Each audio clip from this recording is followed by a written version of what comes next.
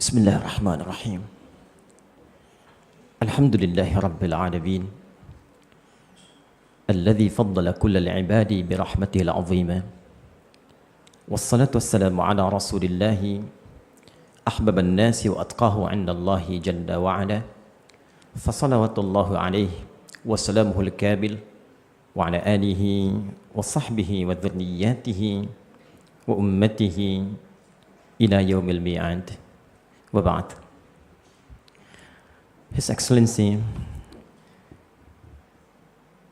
the Ambassador of Palestinian, Habib al-Ghali, Dr. Zuhair Soon, His Excellency, Chairman from Center Board of Muhammadiyah, Ayahanda Professor Shafiq Mughni, and also His Excellency from Center Board of Muhammadiyah, Dr.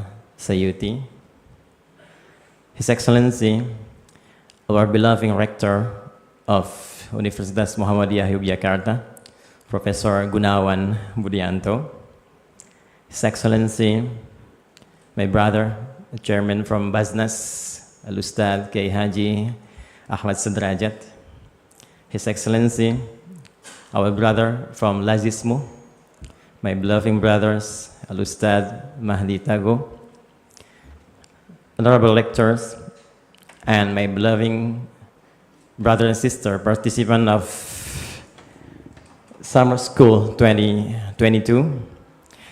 First of all, I would like to congratulate all of you with a special tahiyya from Islam. Assalamu alaikum wa rahmatullahi wa barakatuh. I would like to thank to Allah subhanahu wa ta'ala who gave me the incredible moment in this special occasion for seeing the incredible people, all of you here. Actually, it is honor for me to be here, so thank you to especially Pak Rector for having me today. It is very inspiring for me, and I hope all of you, the participants, can create your own future from here. And I hope you can get your success in the future, inshallah. Actually, the honorable rector took his part in English. Then continued the honorable, His Excellency Ambassador took his part and combined between English and Arabic. Then Ustad Ahmad Sudrajat took his part, combined between Bahasa, English, and Arabic. So now I demanded to deliver my speech to combine Bahasa, English, and Arabic in the same time.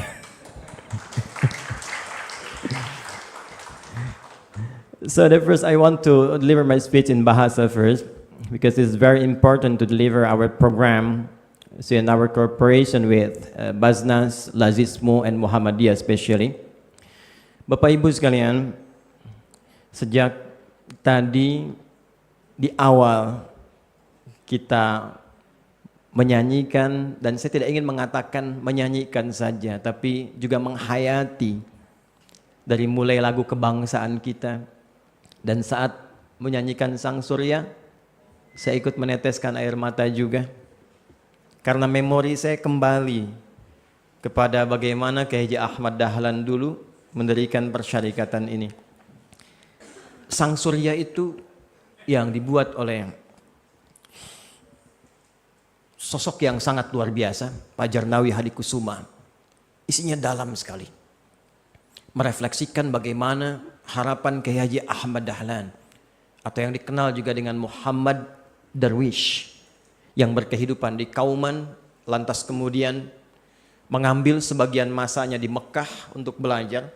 Saya ingin tegaskan, beliau itu satu di antara cucu Nabi Muhammad SAW yang nasabnya tercatat di himpunan catatan para nasab yang berada di Jakarta di Jamiatul Khair.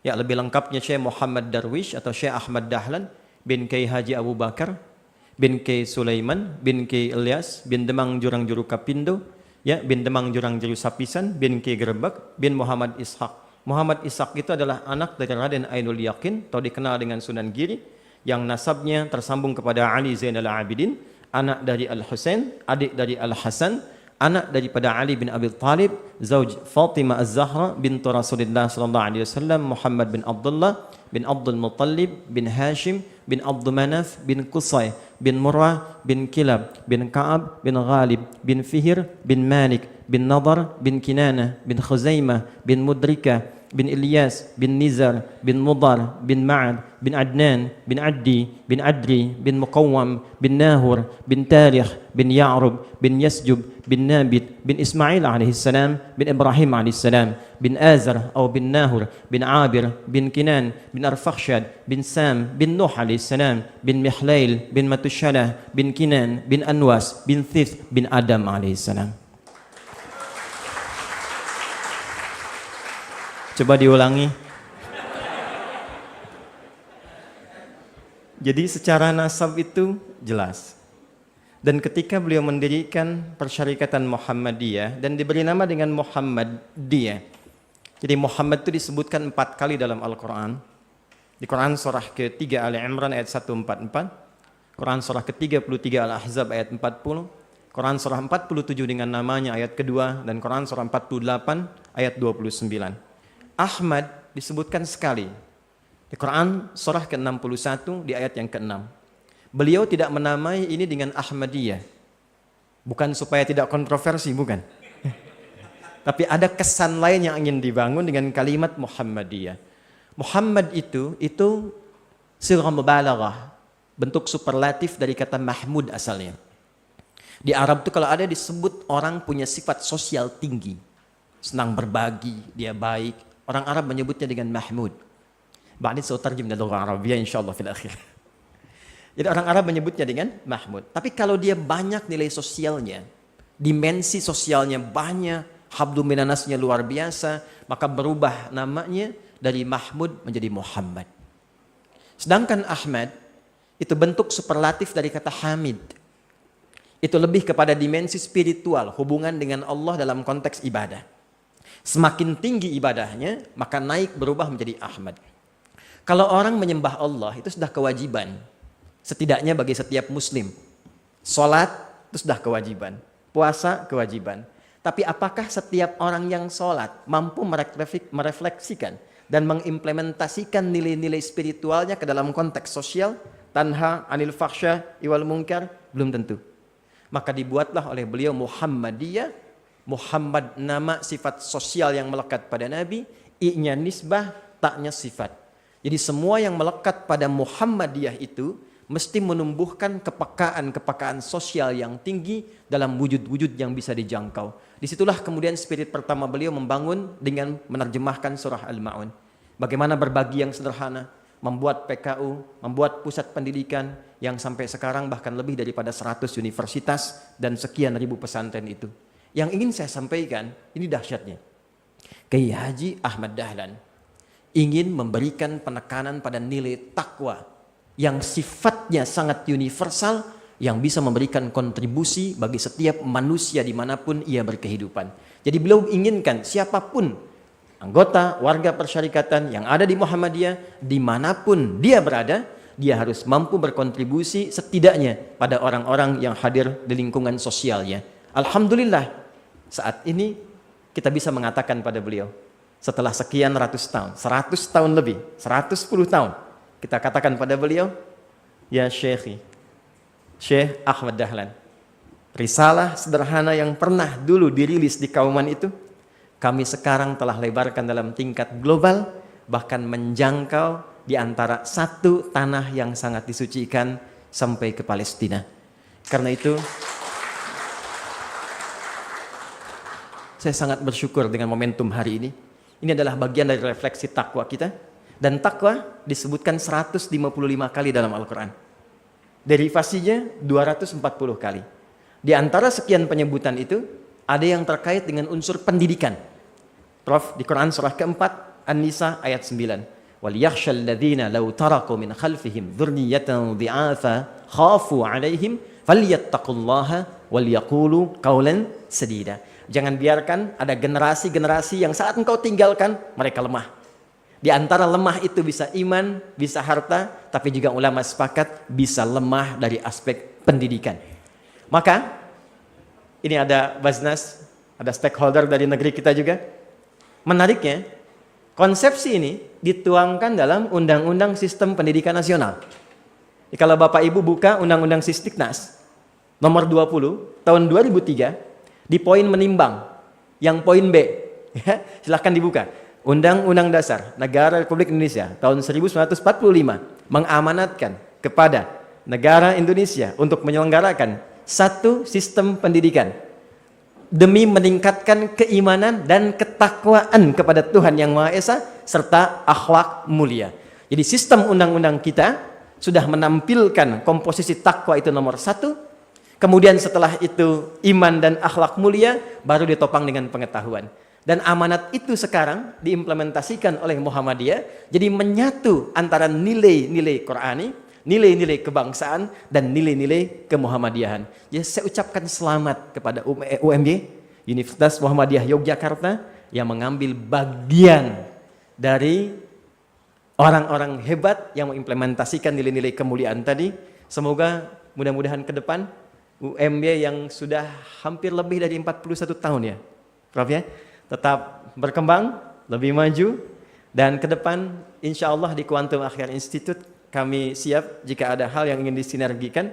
Sementara izin kami telah bangun 3 masjid, kemudian ada perpustakaan, ada klinik di sekitaran Yogyakarta ini. Izin Pak Suyuti, Prof Mugni, yang mungkin ke depan mudah-mudahan bisa diimplementasikan. Saya menginginkan UMJ sudah, ITB proses, kemudian UPI, Tazkiyah sudah 2.500, Ibnu Khaldun 5.000. Ya, sekarang ribuan anak-anak mahasiswa bukan sekedar mereka belajar, tapi saat yang bersamaan mereka menghidupkan Quran dalam pelajarannya. Kami punya program sekarang integrasi nilai-nilai kurikulum Quran dan hadis ke dalam pelajaran-pelajaran yang dipelajari bahkan di kampus. Dengan harapan Anda belajar, lulus IPK 4, di wisuda hafal Quran 30 juz. Ya. Kita punya paket, Prof. Jadi paketnya buku menghafal Quran, 3 buku. Itu kita punya program karantina 30 hari hafal 30 juz. Bukan juz 30 ya.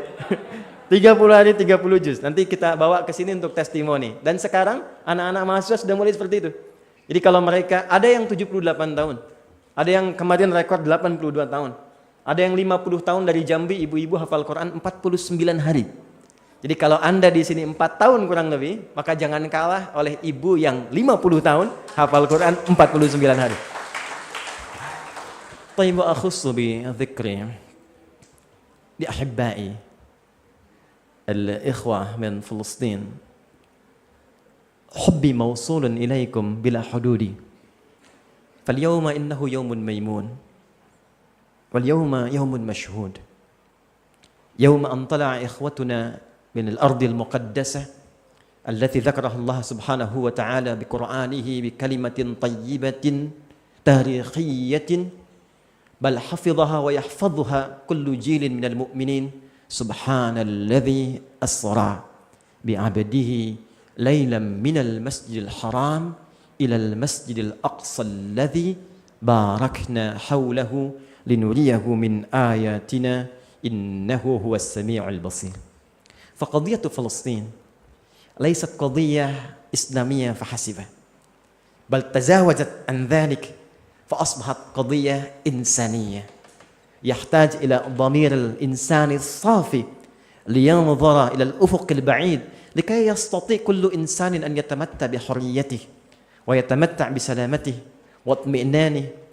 فهذا دور صغير سعادة السفير مني ومنا ومن شعب الأندونيسي الذي قد يكون هذا أيضا معيار حبنا إليكم. فأنا قلت لسعادة السفير قبل قليل بعد الجمعة عندما تحدثنا فقال يا أستاذ شكرنا وتقديرنا إليكم. فقلت له لا سعادة السفير لا شكر على الواجب لأننا ما نحتاج إلى جزاء ولا شكور لا نحتاج إلى جزاء ولا شكور بأن هذا واجبنا. قد أتاكم دوركم قبل 50 أو 70 سنة ماضية عندما أتى المفتي الشيخ الأمين الحسيني فدعم استقلالنا أندونيسية فتحررنا فاستمتعنا الآن بالحرية والاستقلال. fal'ana wa tilkal ayyamu nudawiluha bainan nasi ya'ti dawruna lina'mala ma amila syaykhukum fil madi liyakuna dawruna al'ana fil mustaqbal wa fil hali. فهذا طبعا دور صغير بسيط فنتمنى إن شاء الله أن نتواصل جسور التعاون بيننا وبين الإخوة الفلسطينيين بأي طريقة دبلوماسية إنسانية أو اجتماعية فنحن مفتوح إن شاء الله 24 ساعة. فأنا حقيقة أخص رئيسا واحدا بل كونت يعني قسم الخاصة علاقة خارجية لتهتم هذا القسم أو هذه العلاقات لشؤون الفلسطينية. فالحمد لله تحرك المجتمع الإندونيسي فهم جمعوا يعني بصفية قلوبهم ليس هذه التبرعات وإنما هذه تعبير عن حبنا إليكم. لا تصوروا هذا التبرعات، أنتم لا تحتاجون إلى التبرعات، لا تحتاجون إلى المساعدة، وإنما أنتم تحتاجون إلى جسد المحبة، وهذا تعبيرها الحقيقي. حتى الآن حبيبي أنا أهتم أيضا بالأيتام هناك في فلسطين. سعادة السفير عندنا برنامج لكفالة الأيتام، والحمد لله تكفلنا تقريبا حوالي 400 يتيما هناك في فلسطين وموصول إلى هناك، ونتمنى أن يتقبل الله سبحانه وتعالى منا ومنكم يعني حسن العبادة وحسن الاستقبال إن شاء الله. Thank you once again for this special occasion. And actually I'm very surprised in this moment because I have to face the incredible people from around the world, around I think approximately more than 42 countries in the world. So congratulations once again for all of you. Inshallah, we're standing with you during your living here in Indonesia. If you need any assistance or if you need anything, you can call my staff and you can call or connect to your administration in this campus. So inshallah, I think you have once again to create our future here and take your best for your future during your living here. Congratulations for all for the summer school 2022 during in Palestinian scholarship for all. Thank you once again for all. Nun wal kalami wa ma yasturun. Assalamualaikum warahmatullahi wabarakatuh. Sebelum saya tutup, ini berapa yang baru yang datang? Yang bergabung, yang ada di sini? How many participants who are here offline? The summer school? 21. Participants of summer school who are here, not online but offline. How many you are? 100. Alright, I will transfer 100 million rupiah. Saya akan transfer 100 juta rupiah untuk uang saku ya, untuk pengenalan insya Allah. Jadi masing-masing dapat 1 juta rupiah, alright? Yeah, everybody can get 1 million. Alright. And the second thing, after this speech, inshallah, directly I will transfer to to the treasurer. If you need more, you can contact the Ustaz Ahmad Sudrajat from Basnas. So the second, Prof, izin yang di asrama berapa banyak ya? Yang di asrama yang menghafal Quran? Oke. Kita kirimkan juga paket untuk hafalan Quran, kurang lebih 2.000 paket, Prof ya, untuk pertama. Satu paket itu ada 3 buku, jadi ada 6.000 buku yang kita harapkan bisa support. Siapa yang pengen sudah sampai hafal Quran, ya kita siapkan perangkatnya, itu gratis. Kalau diminta bayar, laporkan saya. Itu gratis, dan kita siapkan perangkat musyrifnya ada 100 orang, silahkan kalau ingin dibuatkan MOU-nya. Thank you for all. And everybody inshallah happy here. Assalamualaikum warahmatullahi wabarakatuh.